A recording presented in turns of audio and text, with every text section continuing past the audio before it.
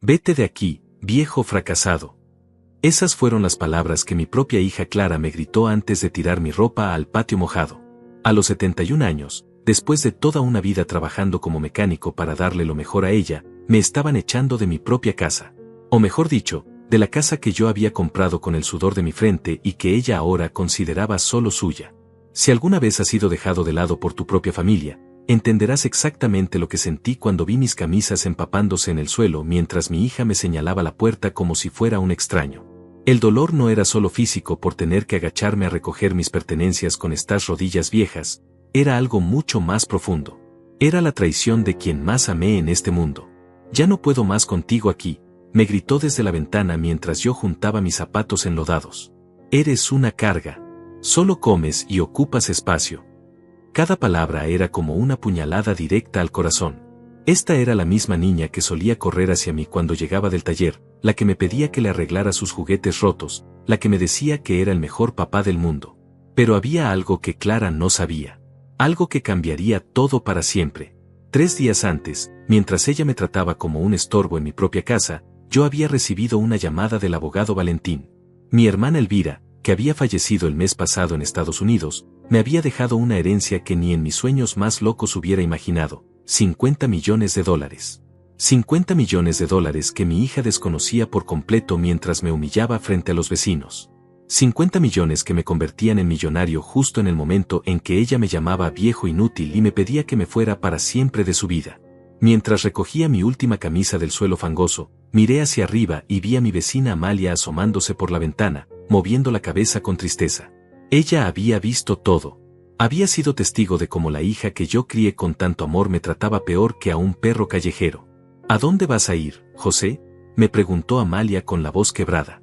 No te preocupes, Amalia, le respondí con una sonrisa amarga. Algo me dice que todo va a cambiar muy pronto.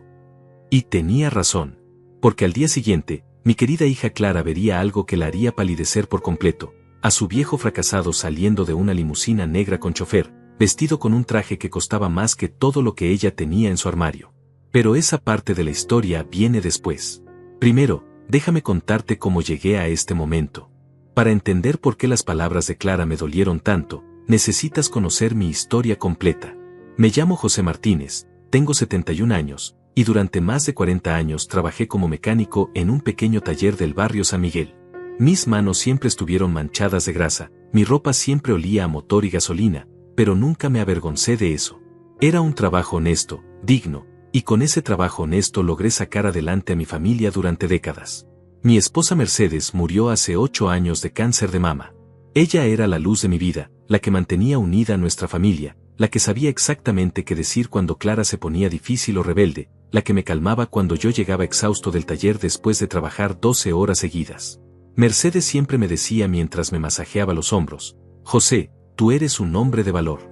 No dejes que nadie te haga sentir menos. Tú has construido esta familia con tus propias manos. ¿Cómo me hacen falta esas palabras ahora? ¿Cómo me hace falta su voz dulce y su mirada llena de admiración? Cuando Mercedes enfermó, vendí todo lo que pude para pagar los tratamientos médicos.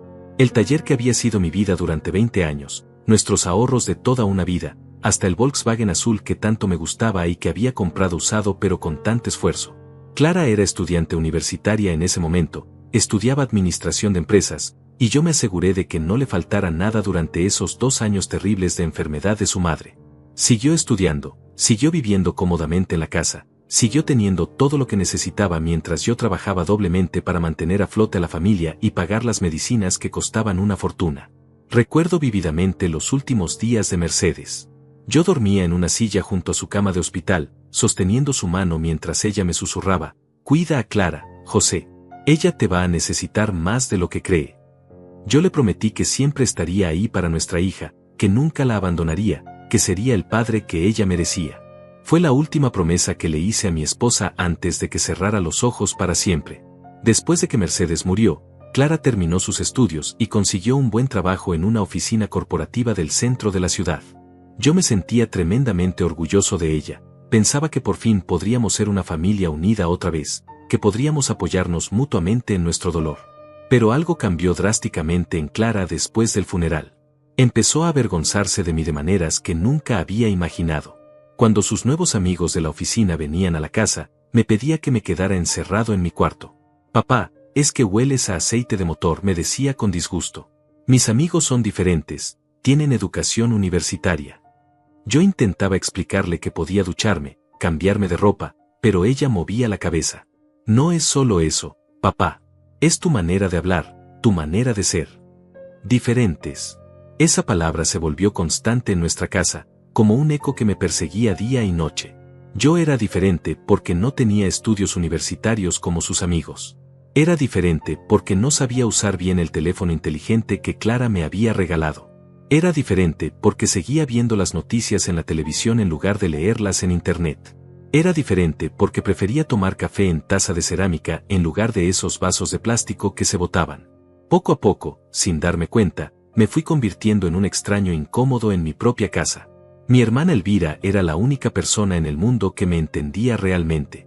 Ella se había ido a Estados Unidos hace 20 años, había trabajado como enfermera registrada en un hospital de Miami y se había casado con un americano llamado Robert que tenía una empresa de construcción. Cuando Mercedes murió, Elvira quiso que me fuera con ella a Florida. José, ven acá conmigo. Aquí te van a valorar como el hombre trabajador que eres, me escribía en sus cartas llenas de cariño. Pero yo no podía dejar a Clara sola. Era mi única hija, mi única familia que me quedaba aquí en México, y le había prometido a Mercedes que la cuidaría. Elvira me llamaba religiosamente cada domingo por teléfono desde Miami.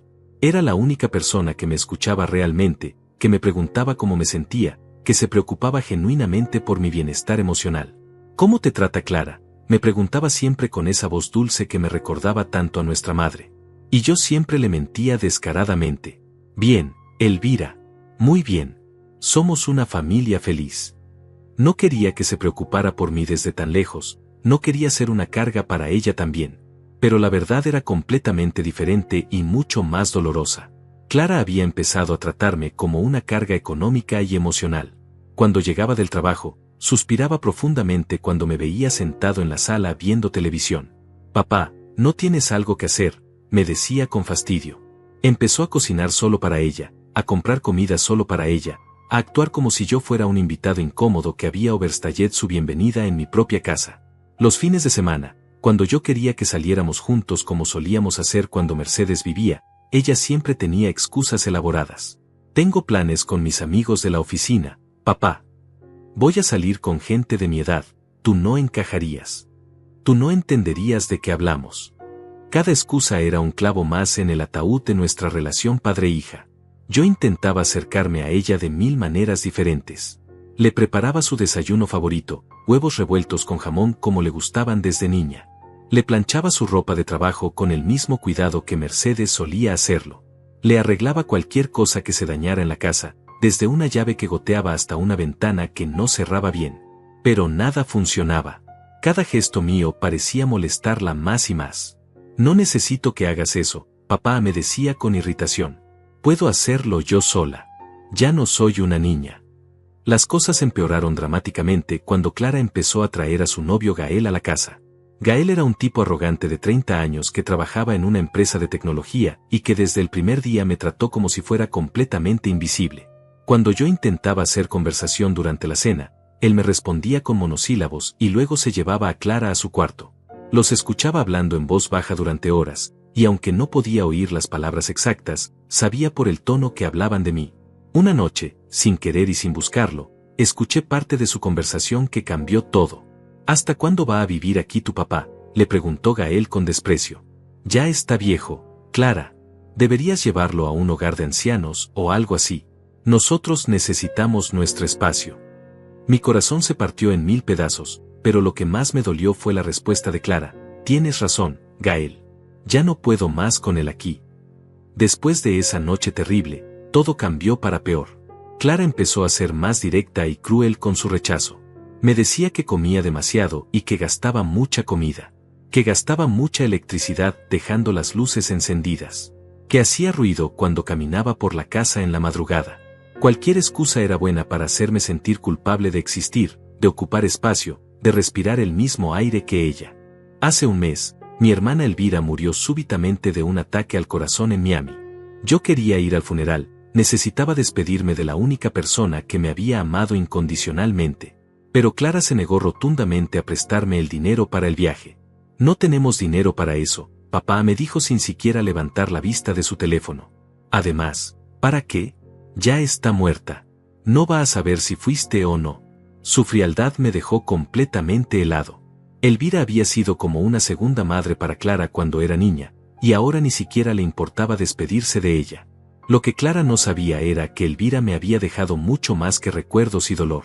3 días antes de que me echara de la casa como a un perro, recibí la llamada que cambiaría mi vida para siempre. Los primeros signos de desprecio no llegaron de golpe. Fueron como gotas de veneno que se fueron acumulando día tras día hasta formar un océano de humillación.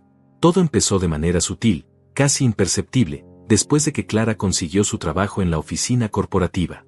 Era como si su nuevo estatus profesional le hubiera dado permiso para verme con otros ojos, como si de repente se hubiera dado cuenta de que su padre era un estorbo en su nueva vida.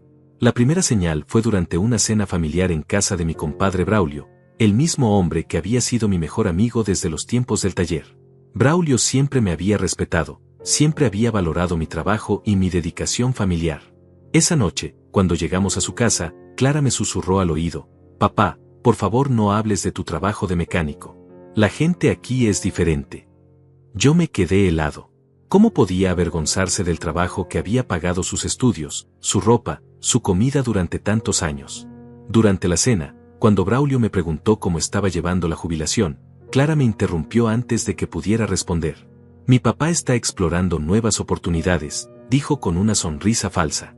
Ya saben, reinventándose. Yo me quedé callado, sintiendo como mis mejillas se enrojecían de vergüenza. No vergüenza por mi trabajo, sino vergüenza por mi propia hija. Después de esa noche, las cosas empeoraron gradualmente. Clara empezó a excluirme de las decisiones importantes de la casa. Cambió la compañía de cable sin consultarme, eligió un paquete caro que incluía canales que yo nunca veía. Cuando le pregunté por qué no me había consultado, me respondió: papá, yo soy la que trabajo ahora. Yo tomo las decisiones. Sus palabras fueron como una bofetada. ¿Desde cuándo el hecho de que yo estuviera jubilado me convertía en un ciudadano de segunda clase en mi propia casa? Las humillaciones se volvieron más frecuentes y más directas. Un día, mientras yo veía las noticias en la televisión de la sala, Clara llegó con sus amigas de la oficina. Papá, ¿puedes irte a tu cuarto? Necesitamos la sala para nosotras. Yo me levanté sin protestar, pero mientras caminaba hacia mi habitación escuché a una de sus amigas preguntar: ¿ese es tu papá? Siempre está aquí. Y la respuesta de Clara me destrozó: sí, desafortunadamente. Pero no te preocupes, casi nunca sale de su cuarto. Casi nunca salgo de mi cuarto. Esas palabras se quedaron grabadas en mi mente como hierro candente. Yo, que había construido esa casa con mis propias manos, que había pagado cada ladrillo con mi sudor, ahora era un prisionero en mi propia habitación. Empecé a notar cómo Clara me observaba cada vez que salía de mi cuarto, como si estuviera invadiendo su espacio personal. La situación se volvió insostenible cuando Clara empezó a traer a Gael más seguido. Él tenía llaves de la casa, entraba y salía como si fuera el dueño, y yo me había convertido en un fantasma que deambulaba por los pasillos. Una tarde, mientras yo estaba en la cocina preparándome un café, Gael entró y me dijo sin siquiera saludarme: oye, José, ¿puedes usar la cocina más tarde? Clara y yo vamos a preparar la cena. Me llamó José, no señor José, no don José. José a secas, como si fuéramos iguales en jerarquía en mi propia casa. Yo me fui a mi cuarto sin decir nada, pero por primera vez en meses sentí una rabia profunda creciendo en mi pecho. Ese mismo día, Clara instaló un nuevo sistema de televisión en su cuarto, uno de esos televisores inteligentes enormes. Cuando le pregunté si podía ver las noticias ahí porque Gael estaba usando la sala, me respondió: papá, ese televisor es mío. Compré uno especial para ti. Y me mostró un televisor pequeño de segunda mano que había puesto en mi cuarto. Así tienes tu propio espacio y no nos molestamos mutuamente. No nos molestamos mutuamente. Como si mi presencia fuera una molestia constante que había que gestionar. Esa noche, acostado en mi cama mirando ese televisor pequeño y viejo, me di cuenta de que me habían relegado oficialmente al estatus de huésped indeseado en mi propia casa. Los comentarios hirientes se volvieron parte de la rutina diaria. Papá, ¿puedes comer más temprano? Gael y yo queremos cenar solos. Papá, ¿puedes no usar tanto papel higiénico? Está muy caro. Papá, tus programas de televisión son muy ruidosos. ¿puedes bajar el volumen? Cada petición era una humillación disfrazada de cortesía. Pero el momento que más me dolió fue cuando Clara organizó una pequeña reunión para celebrar su ascenso en el trabajo.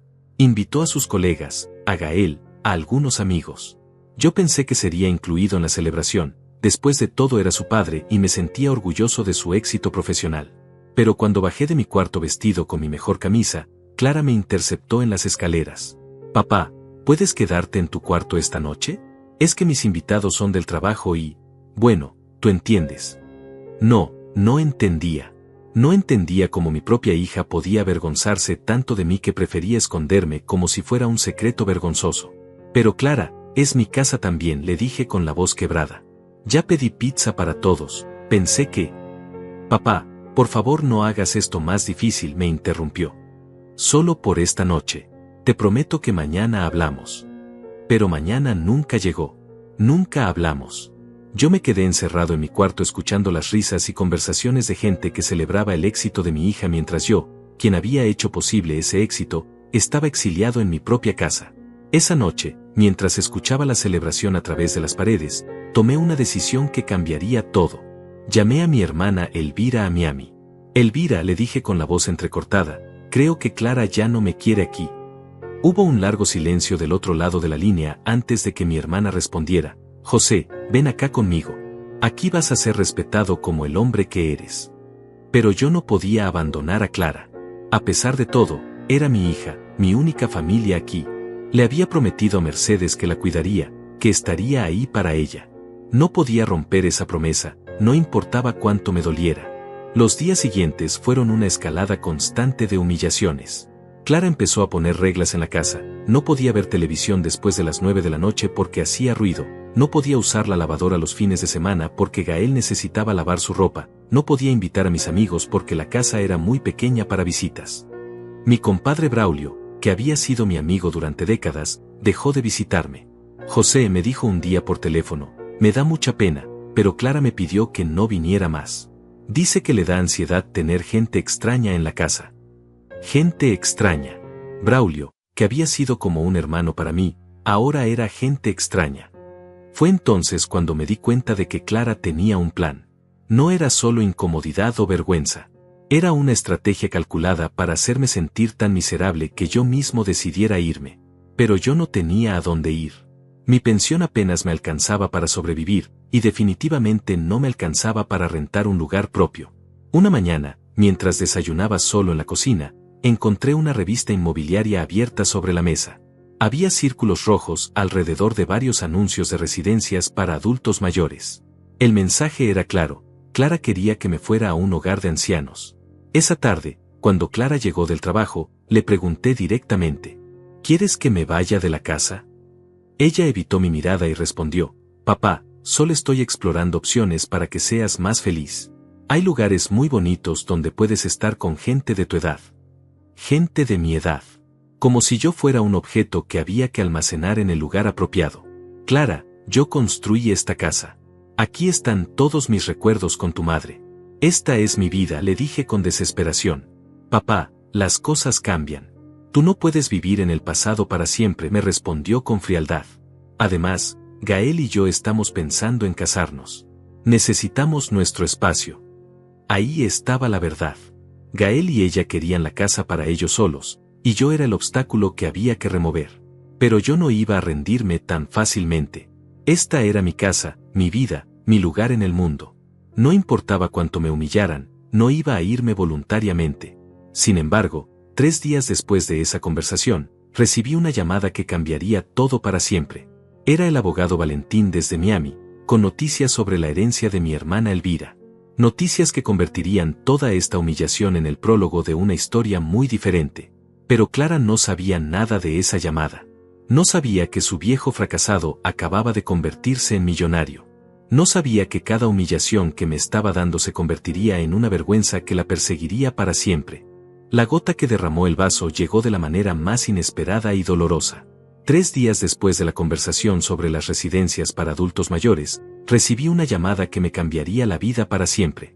Era un martes por la mañana, Clara ya se había ido al trabajo y yo estaba desayunando solo en la cocina cuando sonó el teléfono.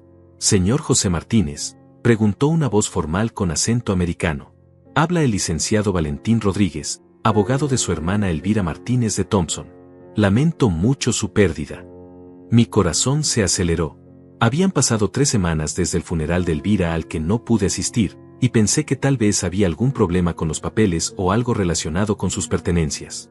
Señor Martínez, necesito informarle sobre el testamento de su hermana. Ella lo nombró como su único heredero universal. Las palabras del abogado sonaban lejanas, como si vinieran de otro mundo. Su hermana dejó una carta explicativa y una herencia considerable. ¿Podría venir a Miami para la lectura oficial del testamento? Licenciado, yo no tengo dinero para viajar, le expliqué con vergüenza. Mi hija dice que no tenemos dinero para ese tipo de gastos. Hubo una pausa larga del otro lado de la línea. Señor Martínez, creo que no entiende la magnitud de la situación. Su hermana le ha dejado una fortuna de $50 millones, más propiedades y inversiones. Nosotros podemos cubrir todos los gastos de su viaje. Esta es una herencia que cambiará su vida completamente. $50 millones. Las palabras resonaron en mi cabeza como campanadas. Yo, José Martínez, el mecánico jubilado que había sido tratado como un estorbo en su propia casa, acababa de convertirme en millonario. Elvira, mi hermana querida, me había dejado toda su fortuna construida durante 20 años de trabajo en Estados Unidos junto a su esposo Robert. Su hermana dejó instrucciones muy específicas, continuó el abogado Valentín. Ella quería que usted supiera que esta herencia viene con una condición, que la use para recuperar su dignidad y para mostrarle al mundo el hombre de valor que usted realmente es. Después de coordinar los detalles del viaje para la semana siguiente, colgué el teléfono con las manos temblando. $50 millones. Yo, que había sido humillado por no tener dinero para un viaje, ahora tenía más dinero del que podría gastar en varias vidas. Pero lo más importante no era el dinero en sí, sino lo que representaba, la oportunidad de recuperar mi dignidad, de demostrar mi valor. Durante los siguientes 3 días, mantuve el secreto. Observé cada humillación de Clara con nuevos ojos, sabiendo que muy pronto las tornas se voltearían completamente. Cuando ella me pidió que comiera más temprano porque Gael venía a cenar, yo asentí en silencio. Cuando me dijo que no podía usar la lavadora porque gastaba mucha agua, yo simplemente sonreí. Cada palabra hiriente que me dirigía era como un clavo más en el ataúd de su futuro arrepentimiento. El viernes por la noche, Clara llegó a casa con una actitud especialmente agresiva. Había tenido problemas en el trabajo y necesitaba descargar su frustración con alguien. Ese alguien, como siempre, fui yo. Papá, tenemos que hablar, me dijo con voz severa mientras yo veía las noticias en mi televisor pequeño. Gael y yo hemos tomado una decisión. Nos vamos a casar en 6 meses, y necesitamos que te vayas de la casa antes de eso. Me quedé helado. 6 meses. Me estaba dando 6 meses para desaparecer de mi propia casa, de la casa que había construido con mis propias manos para Mercedes y para ella. Clara, esta es mi casa, le dije con voz temblorosa. Aquí están todos mis recuerdos con tu madre. No puedes pedirme que me vaya así nada más. Papá, no me hagas esto más difícil, respondió con frialdad. Ya encontré una residencia muy bonita a las afueras de la ciudad. Tiene jardines, actividades para gente de tu edad, enfermeras las 24 horas. Vas a estar mejor ahí que aquí estorbando. Estorbando. Esa palabra se clavó en mi corazón como una daga. Para mi propia hija, yo era un estorbo que había que remover para que ella pudiera ser feliz. ¿Y si me niego?, le pregunté, aunque ya sabía la respuesta. Papá, la casa está a mi nombre desde que mamá murió. Tú firmaste los papeles, ¿recuerdas? Legalmente, yo puedo pedirte que te vayas cuando quiera. Tenía razón. Después de la muerte de Mercedes, yo había puesto la casa a nombre de Clara pensando que así estaría protegida en caso de que me pasara algo. Nunca imaginé que ella usaría esos papeles como un arma contra mí. Esa noche no pude dormir. Me quedé despierto pensando en la ironía de la situación. Al día siguiente viajaría a Miami para reclamar una herencia de $50 millones, mientras mi hija creía que me estaba echando de la casa por ser una carga económica. El sábado por la mañana, temprano, sonó mi teléfono. Era el licenciado Valentín confirmando que el vuelo estaba programado para esa tarde. Señor Martínez, el coche lo recogerá a las 2 de la tarde para llevarlo al aeropuerto. ¿Necesita que alguien lo acompañe? No, licenciado. Voy solo, respondí. Perfectamente solo, como había estado durante los últimos meses en mi propia casa. Cuando Clara se levantó, le dije que tenía que viajar a Miami por asuntos de la herencia de Elvira. ¿Quién te va a pagar el viaje?, me preguntó con sospecha. Ya te dije que no tenemos dinero para eso. Los abogados van a cubrir los gastos, le expliqué. Aparentemente hay algunos papeles que tengo que firmar en persona. Clara se encogió de hombros. Bueno, que sea rápido. Y aprovecha para pensar en lo que hablamos ayer. 6 meses, papá. Es tiempo suficiente para que te acostumbres a la idea. A las 2 en punto, una limusina negra se detuvo frente a la casa. Desde la ventana vi cómo Clara se asomaba con curiosidad, probablemente preguntándose qué tipo de abogados mandaban una limusina para recoger a un mecánico jubilado. Tomé mi pequeña maleta, la misma que había usado cuando Mercedes y yo íbamos de vacaciones a Acapulco hace años, y salí de la casa. El chofer, un hombre elegante de mediana edad, me abrió la puerta con respeto. Señor Martínez, es un honor transportarlo. El licenciado Valentín me pidió que le dijera que todo está listo para mañana. Mientras la limusina se alejaba de mi casa, miré por el espejo retrovisor y vi a Clara parada en la puerta, con una expresión de total confusión. No tenía idea de que el viejo fracasado que acababa de amenazar con echar de la casa en 6 meses iba camino a reclamar una fortuna que la convertiría en la persona más arrepentida del mundo.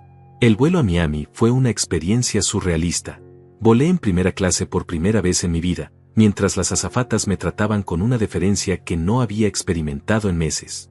Durante las 3 horas de vuelo, leí y releí la carta que el licenciado Valentín me había enviado por correo electrónico. Querido José, decía la carta de Elvira, si estás leyendo esto, es porque ya no estoy contigo. Durante años me preocupé por ti, sabiendo que Clara no te valoraba como mereces. Robert y yo nunca tuvimos hijos, y tú eres la única familia que realmente importa para mí. Este dinero no es solo una herencia, es mi manera de asegurarme de que nunca más nadie te trate como menos de lo que eres. Un hombre digno, trabajador y lleno de amor. Las lágrimas corrían por mis mejillas mientras leía las palabras de mi hermana. Elvira había visto todo, había entendido todo, y desde la distancia había planeado mi rescate. El domingo, en la oficina del licenciado Valentín en el centro de Miami, firmé los papeles que me convertían oficialmente en el heredero de $50 millones. Señor Martínez, me dijo el abogado mientras me entregaba los documentos, su hermana dejó instrucciones muy específicas sobre cómo debe manejar esta situación. Ella quería que usted regresara a México y les diera a todos una lección sobre el respeto. Esa tarde, mientras el avión despegaba de vuelta a México, sonreí por primera vez en meses. Clara me había dado 6 meses para irme de la casa. Pero ella no sabía que yo ya no necesitaba esa casa. Ahora tenía el poder de comprar 100 casas como esa. Sin embargo, esto no era sobre dinero. Era sobre dignidad, sobre respeto, sobre demostrarle a mi hija que el hombre al que había tratado como basura era en realidad alguien de valor incalculable. El lunes por la mañana llegué a casa en un taxi normal, con la misma maleta pequeña, como si nada hubiera pasado. Clara ya se había ido al trabajo, así que tuve todo el día para planear mi siguiente movimiento. Al día siguiente sería cuando Clara vería algo que la haría palidecer por completo, a su viejo fracasado saliendo de una limusina, vestido como el millonario que ahora era, listo para darle la lección más importante de su vida sobre el valor de la familia y el respeto. Pero antes de eso, tenía que soportar una humillación más. La humillación final que me daría la fuerza moral para hacer lo que tenía que hacer. El martes por la noche, cuando Clara llegó del trabajo, yo ya había tomado todas las decisiones necesarias. Había contactado al licenciado Valentín, había hecho las transferencias bancarias correspondientes, y había puesto en marcha un plan que cambiaría todo para siempre. Pero Clara no sabía nada de esto. Para ella, yo seguía siendo el mismo viejo fracasado que había regresado de Miami con las manos vacías. ¿Cómo te fue en Miami?, me preguntó sin mucho interés mientras revisaba el correo. ¿Elvira te dejó algo o fue pura pérdida de tiempo? Algunos recuerdos, le respondí simplemente. Nada más. Clara asintió con indiferencia, como si hubiera esperado esa respuesta.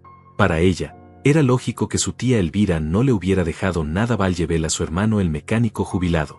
Bueno, papá, aprovechando que estás aquí, quiero que hablemos sobre lo que discutimos antes de que te fueras. Los 6 meses que te di para irte. Clara, ya te dije que esta es mi casa, respondí con voz calmada pero firme. Y yo ya te dije que legalmente está a mi nombre, replicó con dureza. Papá, no hagas esto más difícil de lo que tiene que ser. Gael y yo nos vamos a casar, y tú no puedes estar aquí para siempre. Es hora de que aceptes la realidad. Esa noche, Clara organizó una cena especial para comunicarme su decisión final. Había cocinado mi platillo favorito, mole con pollo como solía hacerlo Mercedes, pero no era un gesto de cariño. Era su manera de suavizar lo que venía después. Papá, me dijo mientras cenábamos, he estado pensando mucho sobre nuestra situación. Y creo que 3 meses son suficientes. Quiero que te vayas en 3 meses, no en 6. ¿3 meses? Le pregunté, fingiendo sorpresa. Ya encontré la residencia perfecta para ti. Se llama Villa Dorada, está a 1 hora de aquí. Tiene jardines, actividades, comida incluida. Vas a ser mucho más feliz ahí que aquí estorbando. Digo, que aquí solo. Estorbando. Ahí estaba la palabra otra vez. Para Clara, yo era un estorbo que había que remover lo más rápido posible. ¿Y si me niego? Le pregunté, aunque ya conocía la respuesta. Papá, no me obligues a hacer esto por las malas, me respondió con frialdad. La casa es legalmente mía. Si no te vas por las buenas, tendré que hablar con un abogado para que te saque por las malas. Esa amenaza fue la gota que derramó el vaso. Mi propia hija me estaba amenazando con echarme legalmente de la casa que yo había construido. En ese momento, tomé la decisión final. Está bien, Clara, le dije con una sonrisa que ella no supo interpretar. Si eso es lo que quieres, me iré. Pero me voy mañana. Clara se quedó helada. ¿Mañana? Papá, no tienes que irte tan rápido. Puedes tomarte unos días para hacer las maletas, para... No, la interrumpí. Si me quieres fuera de tu vida, mejor que sea rápido y sin dolor. Mañana por la mañana me voy y no vuelvo nunca más. Vi un destello de culpa en los ojos de Clara, pero solo duró un segundo. Bueno, si esa es tu decisión, tal vez sea lo mejor para todos. Esa noche no dormí. Me quedé despierto ordenando mis pertenencias, no para empacar, sino para decidir qué me llevaría y qué dejaría atrás. La mayoría de las cosas en esa casa tenían recuerdos de Mercedes, pero no podía cargar con todo. Solo tomé lo esencial, algunas fotos, la alianza de bodas de Mercedes, algunas herramientas que tenían valor sentimental, y la ropa que realmente necesitaba. A las 6 de la mañana del miércoles, mientras Clara se arreglaba para ir al trabajo, yo ya tenía mis 2 maletas junto a la puerta. Había llamado al licenciado Valentín muy temprano y todo estaba listo para la gran revelación. ¿Ya tienes a dónde ir?, me preguntó Clara con un tono que no podía decidir si era preocupación o solo formalidad. Sí, Clara. Ya tengo todo arreglado, le respondí. No te preocupes por mí. A partir de hoy, oficialmente no soy tu problema. Clara me abrazó brevemente antes de irse al trabajo. Fue un abrazo frío, mecánico, como el que le das a un conocido que se va de viaje. Cuídate, papá. Y, llámame cuando estés instalado. Después de que Clara se fue, tuve 2 horas para ejecutar mi plan. Primero, llamé al licenciado Valentín en Miami. Todo está listo, señor Martínez. El banco ya tiene las instrucciones. El dinero se transferirá hoy mismo a su cuenta en México. Luego llamé a mi vecina Amalia, la única persona que había sido testigo constante de toda mi humillación. Amalia, a las 2 de la tarde va a pasar algo aquí en la casa. ¿Podrías estar atenta a la ventana? Creo que vas a querer ver esto. A las 12 del día, una limusina negra con chofer se estacionó frente a mi casa.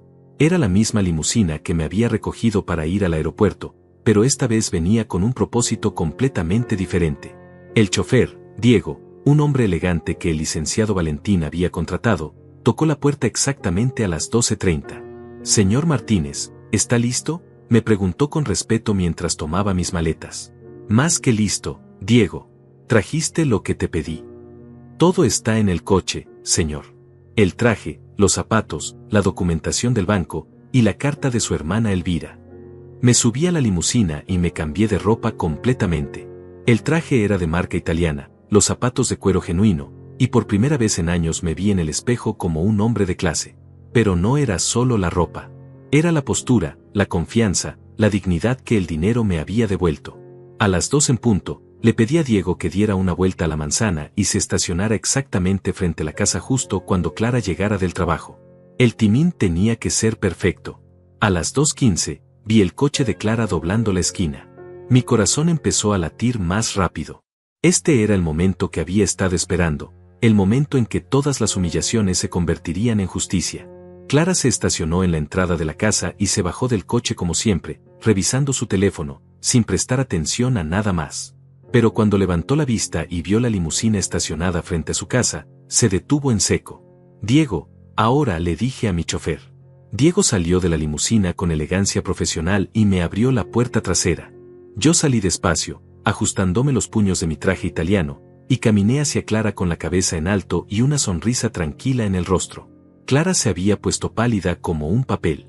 Sus ojos iban de mí a la limusina, de la limusina a mi traje, de mi traje a Diego que esperaba respetuosamente junto al coche. Su boca estaba abierta, pero no salían palabras. Hola, Clara, le dije con voz calmada pero firme. Como ves, ya me voy de tu casa. Tal como me pediste. Papá, ¿qué es esto?, tartamudeó, señalando la limusina. ¿De dónde salió todo esto? Ah, esto, respondí como si fuera la cosa más natural del mundo. Es mi nueva vida, Clara. La vida que tu tía Elvira me dejó. ¿Tía Elvira? Pero tú dijiste que solo te había dejado recuerdos. Te mentí, le dije sin ninguna emoción. Elvira me dejó $50 millones, más propiedades e inversiones. Resulta que tú, viejo fracasado, es ahora multimillonario. Clara se tambaló como si le hubieran dado una bofetada. Sus piernas parecían no poder sostenerla. 50 millones. $50 millones, repetí lentamente para que entendiera bien cada palabra. Y lo mejor de todo, Clara, es que ahora tengo el dinero suficiente para comprar 100 casas como esta. Ya no necesito vivir en un lugar donde me tratan como basura. Los ojos de Clara se llenaron de lágrimas, pero no eran lágrimas de alegría. Eran lágrimas de pánico, de arrepentimiento, de comprensión total de lo que había hecho. Papá, yo no sabía, si hubiera sabido que tenía dinero, la interrumpí. ¿Esa era la condición para que me trataras con respeto, Clara? ¿Necesitaba ser rico para que me vieras como tu padre? Clara no podía responder. La verdad era demasiado obvia y demasiado dolorosa. Diego, le dije a mi chofer, es hora de irnos. Espera, papá, por favor. Clara corrió hacia mí con desesperación. Podemos hablar, podemos arreglar todo esto. La casa sigue siendo tuya, puedes quedarte, Gael y yo podemos. No, Clara, le dije firmemente. Ya tomaste tu decisión cuando me dijiste que era un estorbo. Ahora yo tomo la mía. Me subí a la limusina mientras Clara lloraba en la acera. Mientras Diego arrancaba el motor, bajé la ventana y le dije mis últimas palabras. Cuídate, Clara. Y la próxima vez que veas a un hombre mayor, recuerda que tal vez estés viendo a alguien de mucho más valor del que imaginas. La limusina se alejó de la casa mientras Clara permanecía en la acera, llorando y gritando mi nombre. Pero esto era solo el comienzo. Durante los siguientes días, la verdad completa sobre la herencia de Elvira se revelaría de maneras que Clara nunca podría haber imaginado, y las pruebas de su comportamiento saldrían a la luz de la forma más devastadora posible. Esa misma tarde, mientras me instalaba en la suite presidencial del hotel más exclusivo de la ciudad, recibí una llamada del licenciado Valentín desde Miami. Señor Martínez, tengo algo más que mostrarle. Su hermana Elvira no solo le dejó dinero, también le dejó algo que va a cambiar completamente cómo ve toda esta situación. ¿Qué es, licenciado? Grabaciones, señor Martínez. Su hermana había instalado cámaras de seguridad en la casa durante su última visita hace 2 años.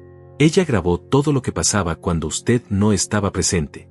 Cada conversación privada entre Clara y Gael, cada plan que hicieron contra usted, cada comentario despectivo. Está todo documentado. Mi sangre se heló. Elvira había estado vigilando mi situación desde la distancia, documentando meticulosamente cada humillación que yo había sufrido.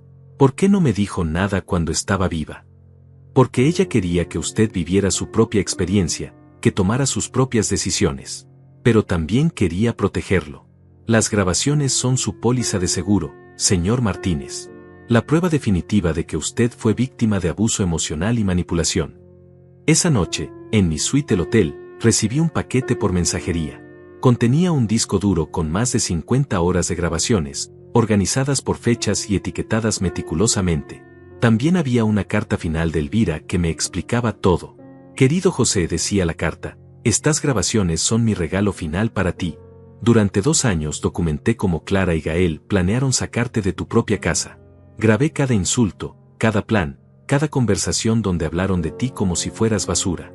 Quería que tuvieras pruebas no solo para tu tranquilidad emocional, sino también para protegerte legalmente si algún día deciden reclamar parte de tu herencia.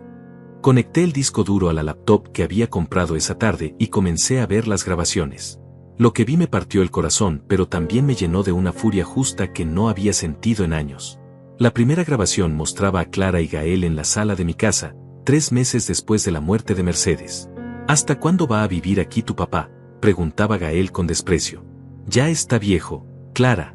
Ocupa espacio, gasta dinero, y francamente me da vergüenza cuando mis amigos vienen y lo ven ahí sentado viendo televisión como un zombi. Lo sé, respondía Clara. Pero no puedo echarlo así nada más. Soy su única familia. Clara, tú no le debes nada, insistía Gael. Él ya vivió su vida. Ahora es tu turno de vivir la tuya. Sin cargas. Cargas. Esa palabra otra vez. En la grabación, clara como el cristal, mi propia hija aceptando que yo era una carga que había que eliminar. La segunda grabación era aún peor. Mostraba a Clara hablando por teléfono con una amiga mientras yo estaba en el taller arreglando su coche. ¿Sabes qué es lo peor?, decía Clara. Que mi papá actúa como si fuera el dueño de la casa. Como si tuviera derechos sobre algo. La casa está a mi nombre, él no tiene ni un peso ahorrado, y todavía pretende opinar sobre las decisiones. ¿Por qué no lo mandas a un hogar de ancianos?, preguntaba la amiga. Porque esos lugares cuestan dinero, y yo no voy a gastar mi sueldo en mantener a un viejo que ya debería estar muerto, respondía Clara con una frialdad que me heló la sangre. Que ya debería estar muerto. Mi propia hija, la niña que había cargado en mis brazos cuando era bebé, pensaba que yo debería estar muerto para no ser una molestia en su vida. Pero la grabación más devastadora era una conversación entre Clara y Gael de hace apenas un mes. Estaban planeando mi expulsión con detalles escalofriantes. El plan es simple, decía Gael. Le das 6 meses para que se vaya voluntariamente. Si se niega, lo sacamos legalmente. La casa está a tu nombre, él no tiene derechos. Y cuando se vaya, vendemos la casa y nos compramos algo mejor en una zona más exclusiva. ¿Y si no quiere irse?, preguntaba Clara. Entonces lo hacemos sentir tan miserable que él mismo decida irse, respondía Gael con una sonrisa cruel que se veía perfectamente en la grabación. Le quitamos privilegios poco a poco. Nada de televisión en la sala, nada de visitas, nada de decisiones en la casa. Lo tratamos como lo que es, un inquilino que no paga renta. Me gusta esa idea, respondía Clara riendo. Ya estoy cansada de fingir que me importa lo que piense o sienta. Fingir que le importaba lo que yo pensara o sintiera. Cada gesto de cariño de los últimos meses había sido una actuación. Cada sonrisa había sido falsa. Mi propia hija había estado actuando conmigo durante años. La grabación final era la más reciente, del día antes de mi viaje a Miami. Clara estaba hablando por teléfono con su jefe, pidiéndole consejos sobre asilos de ancianos. Necesito encontrar el lugar más barato posible, decía Clara. No quiero gastar mucho dinero en esto. Solo necesito un lugar donde pueda meter a mi papá para que deje de ser mi problema. Un lugar donde meter a su papá.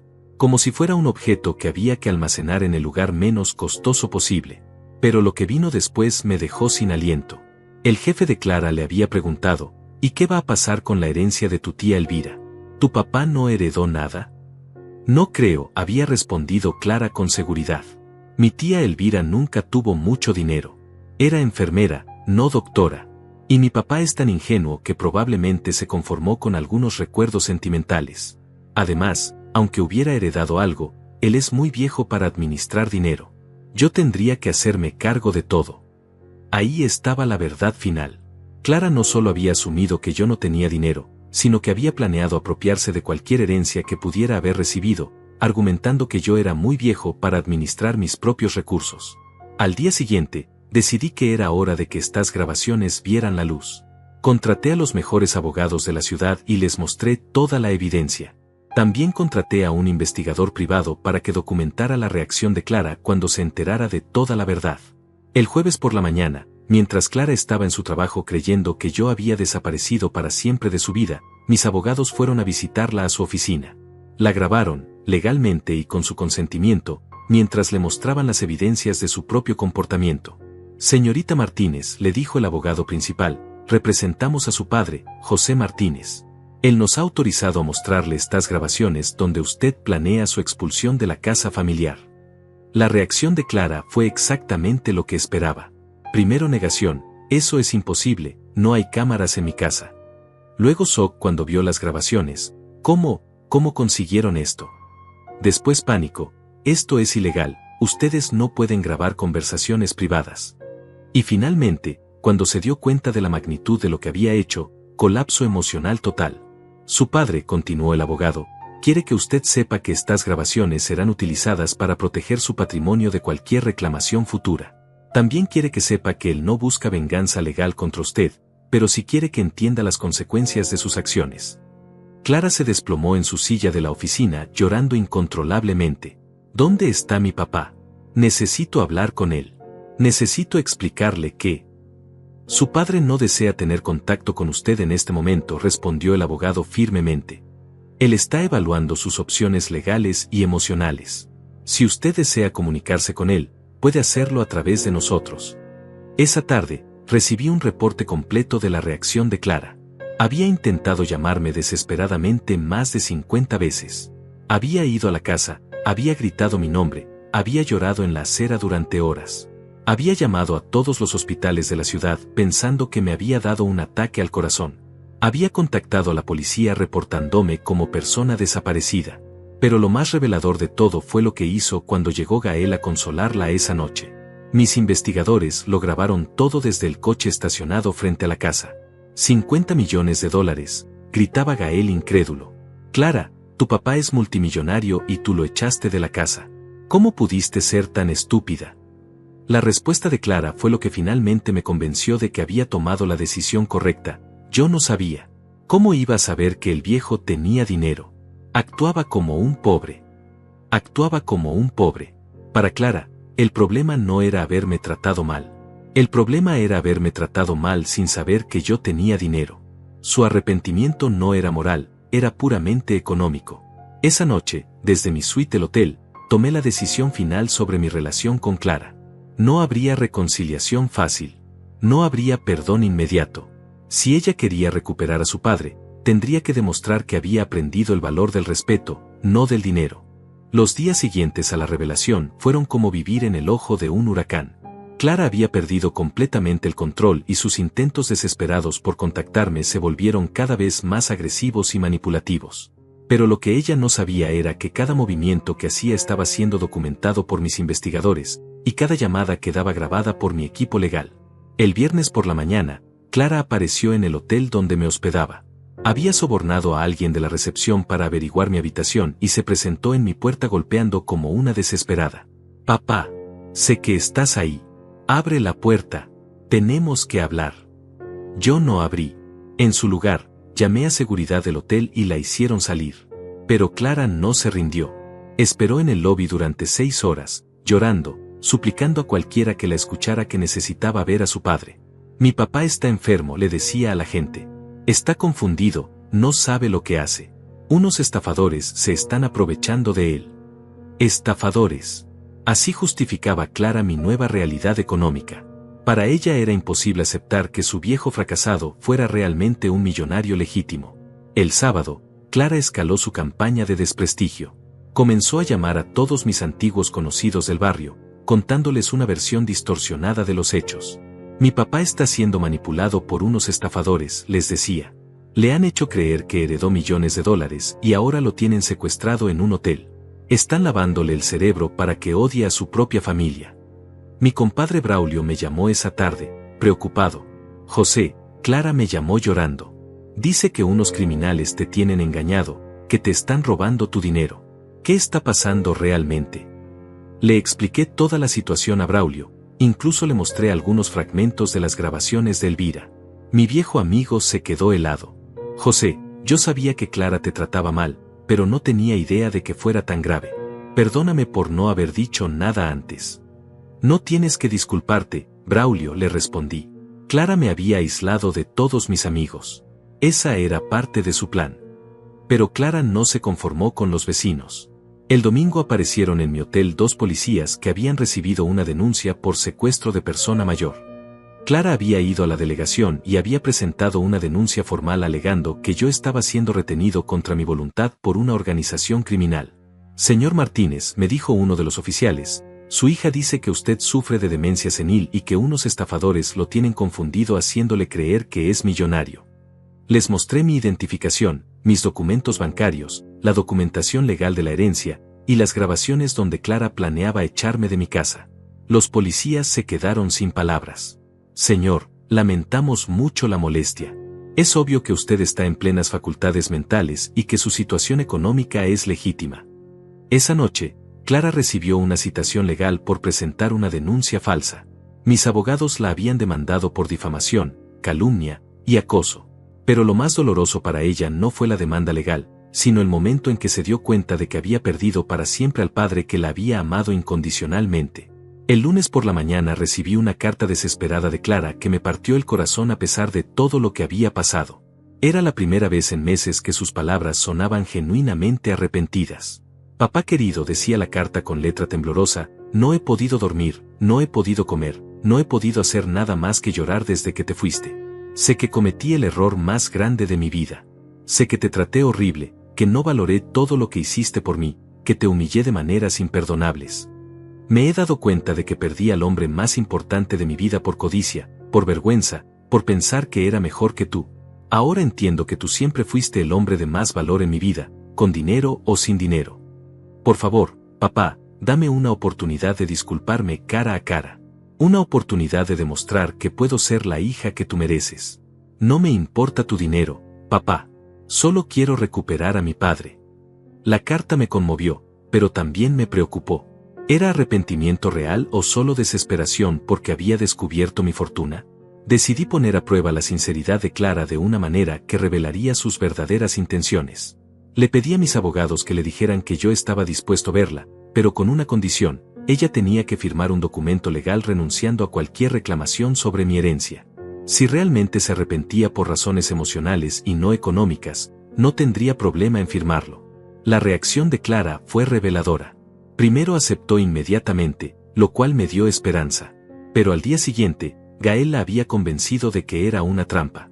Clara, no puedes firmar eso, le dijo Gael en una conversación que mis investigadores grabaron. Ese dinero debería ser tuyo por derecho. Tú eres su única hija. Pero Gael, yo solo quiero recuperar a mi papá, respondió Clara llorando. Clara, no seas ingenua, insistió Gael. Tu papá está viejo, va a morir pronto. Ese dinero va a ser tuyo de todas maneras. Pero si firmas ese documento, pierdes $50 millones para siempre. Esa conversación me destrozó.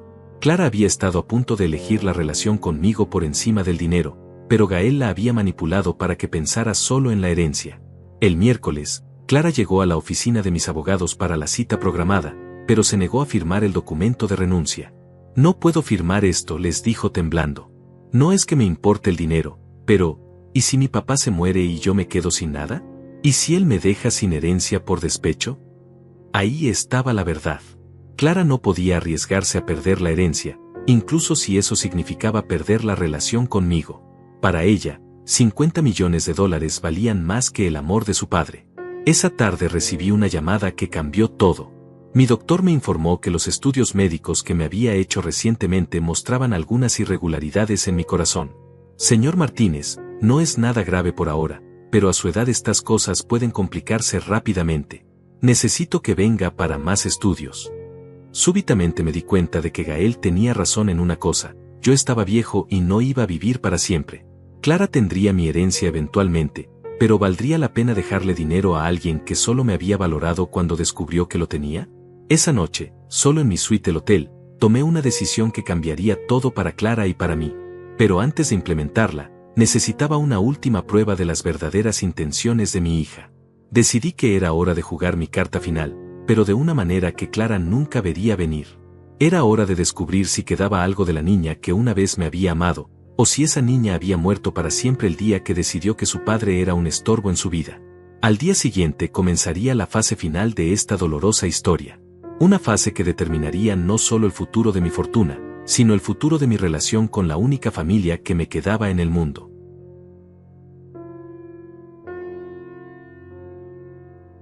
El jueves por la mañana tomé la decisión más difícil de mi vida.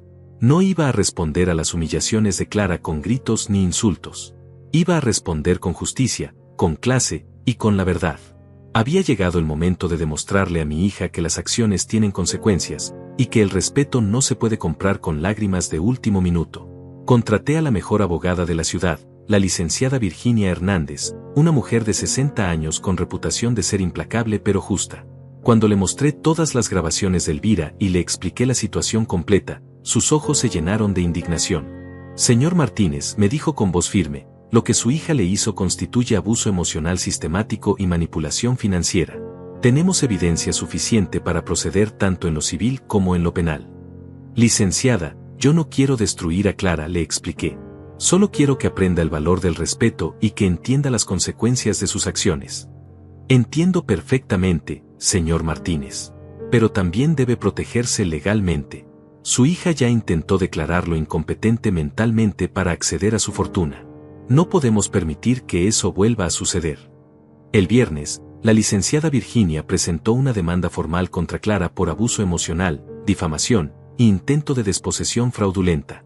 También solicitó una orden de restricción temporal que prohibía a Clara acercarse a menos de 500 metros de mi persona o de mis propiedades. Pero lo más importante de todo fue la audiencia que programamos para el lunes siguiente. Clara tendría que presentarse ante un juez y escuchar todas las grabaciones de Elvira en presencia de un tribunal completo. Tendría que enfrentar públicamente cada palabra cruel, cada plan malicioso, cada momento en que había tramado mi expulsión. El fin de semana fue tenso. Clara intentó desesperadamente contactarme a través de diferentes personas, pero mis abogados habían sido claros. Cualquier intento de comunicación indirecta sería considerado violación de la orden temporal de restricción. El lunes por la mañana, la sala del tribunal estaba llena. Clara llegó acompañada de un abogado de oficio que claramente no entendía la magnitud del caso. Se veía demacrada, había perdido peso, y sus ojos estaban hinchados de tanto llorar. Por un momento sentí lástima por ella, pero luego recordé todas las veces que me había humillado y mi corazón se endureció.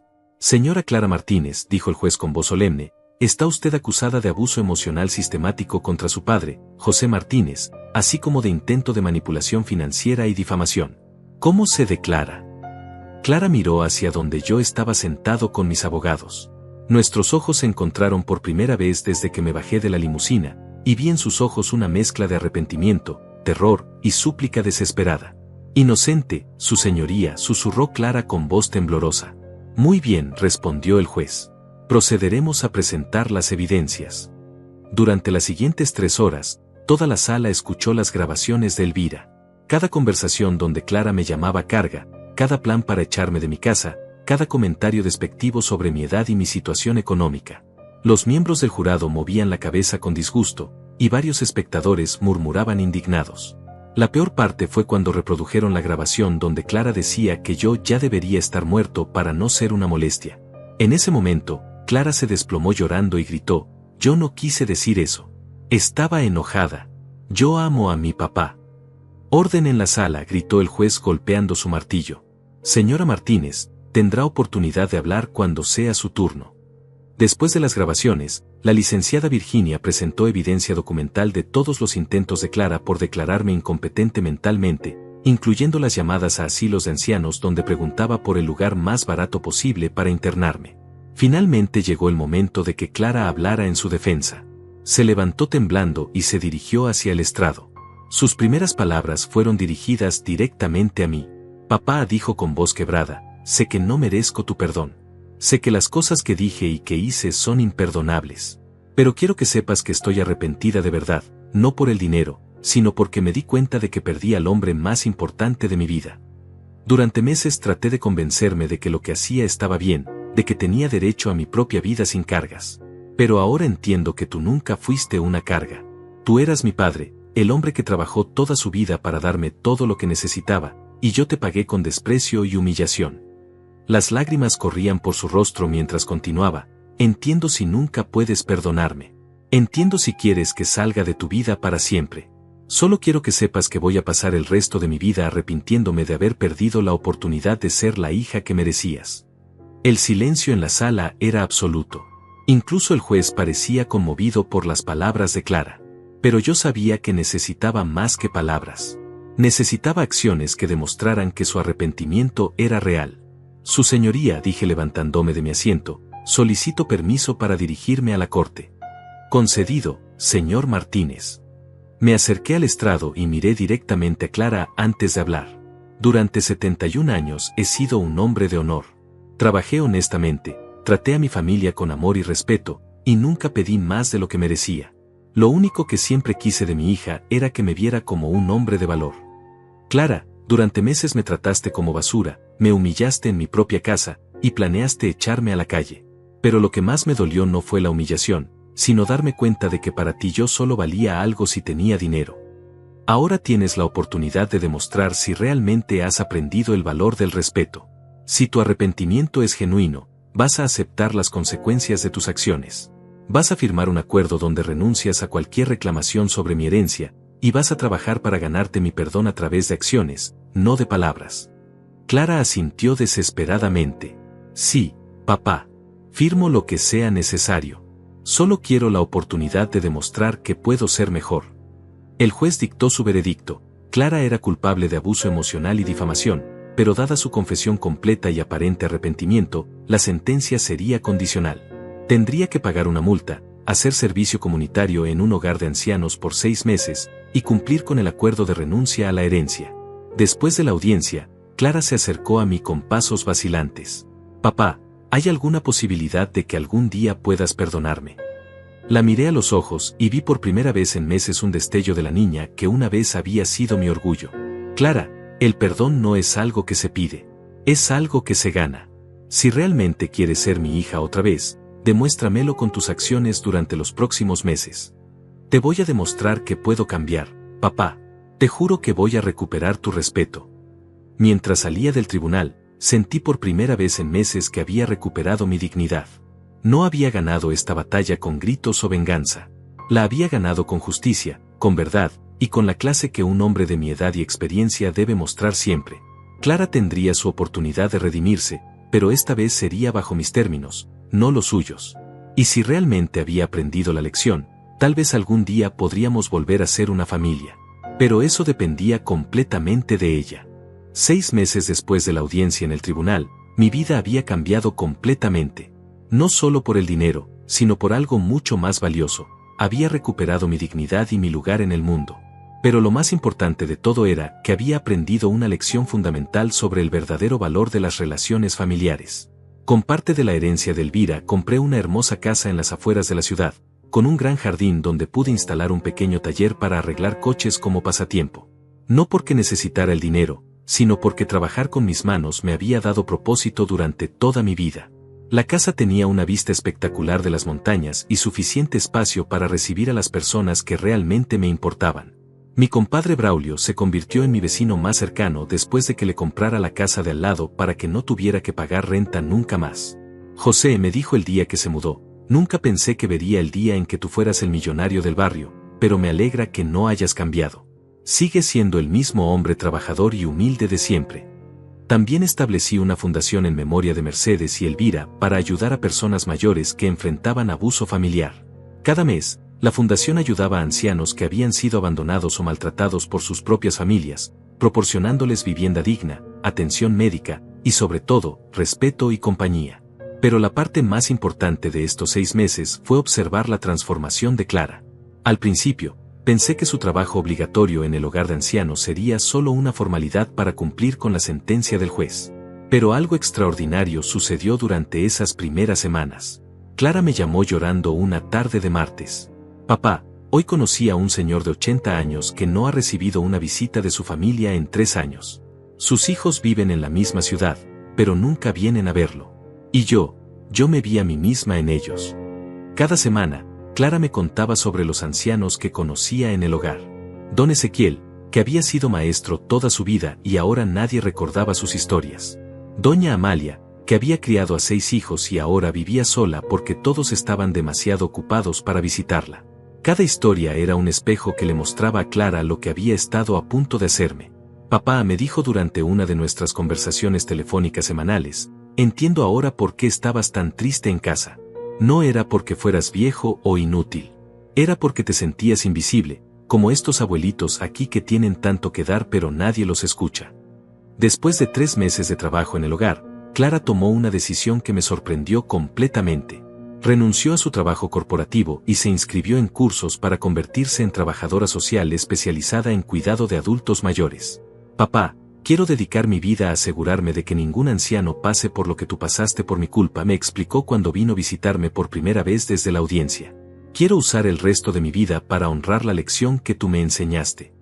Ver a Clara trabajando con los ancianos, escuchando sus historias, tratándolos con la dignidad que merecían, me llenó de un orgullo que no había sentido en años. Esta era la hija que yo había criado, la que había estado escondida debajo de años de ambición y vergüenza social. Gael, por supuesto, no soportó el cambio de Clara. La dejó cuando se dio cuenta de que ella había renunciado definitivamente a cualquier reclamación sobre mi herencia y que además había cambiado su carrera lucrativa por una vocación de servicio. No me voy a casar con una cuidadora de viejos, le dijo con desprecio antes de desaparecer de su vida para siempre. Papá, me dijo Clara el día que Gael se fue, gracias por ayudarme a librarme de alguien que solo me veía como un medio para conseguir dinero. Ahora entiendo cómo te sentías cuando yo te veía solo como una carga. 5 meses después de la audiencia, Clara me pidió permiso para venir a cenar a mi nueva casa. Había preparado mole con pollo, exactamente como lo hacía Mercedes.